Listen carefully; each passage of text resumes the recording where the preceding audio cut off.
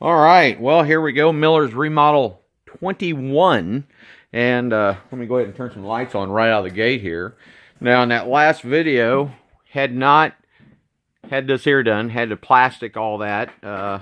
It's called a vapor barrier, and you got to use a certain mill plastic to do that, which is right in here. And this is the one that we went with.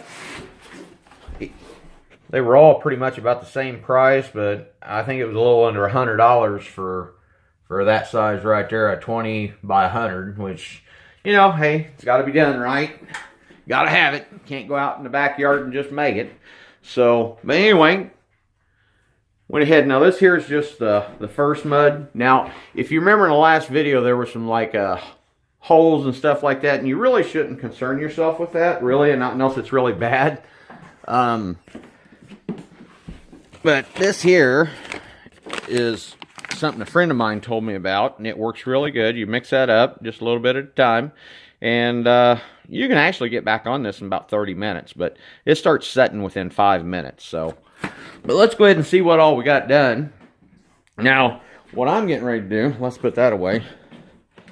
Hey Bishop, I was getting ready to mud, so let's go ahead and put that there away. I wish that, had another person here to make the recordings and stuff. I'd, talk you through a lot of things that I do. But now I went with an actual, what's called a +3 mud.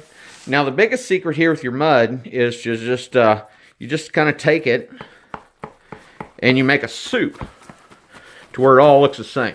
Now usually back in the day, whenever I was first taught, we were taught to put water with it and kind of mix it all up and get a good consistency. So, but anyway, I've got some paper towel here. I know where they go. Another thing that I do that a lot of people think I'm strange for, but it's just how I was taught, and told me to go ahead and measure, roll it all up, and then soak it in water. And as you pull it out, you take your fingers and no, that's not for you, Harley. And you just wring that water off, okay? So, and there's there is an inside and an outside on sheetrock, paper, tape, whatever you want to call it. That is actually the correct way for it to go down. And, that's something that I have learned on my own through the years. But right now I'm going to be getting ready to do all the horizontal. Right now I've already got my paper laying around the room here. And we're going to see exactly how much I can get done today. But anyway, I'll show you how that turned out. And again, this is just first mud. Okay? This is just first mud. And you're going to have some imperfections, but that's what the second mud's for. Right now, what a person needs to be doing is just going around and paying attention, make sure everything's going to be okay. Get the dust off your walls. I mean, you can actually work it with a sponge and a spray bottle of water after it sets up. Pretty slick to do.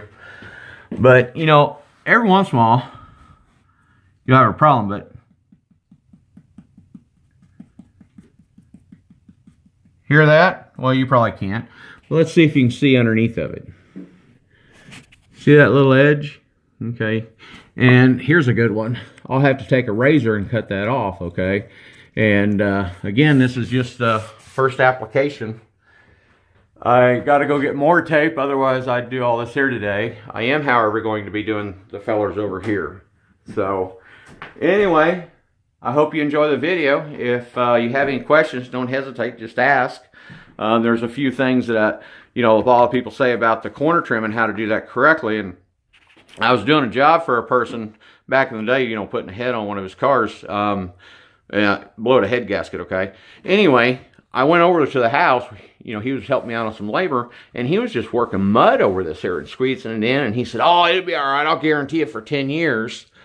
But, I was always trained to go ahead and put your mud on there, okay, down throughout it, light coat, and then you come back with your paper, your tape, whatever you want to call it, and run that down through it, and then just work it. And that helps for this here, the holes coming through, 10, 12 years down the road, or maybe there's a windstorm, and it kind of cracks it or something like that. I mean, them are things to watch out for.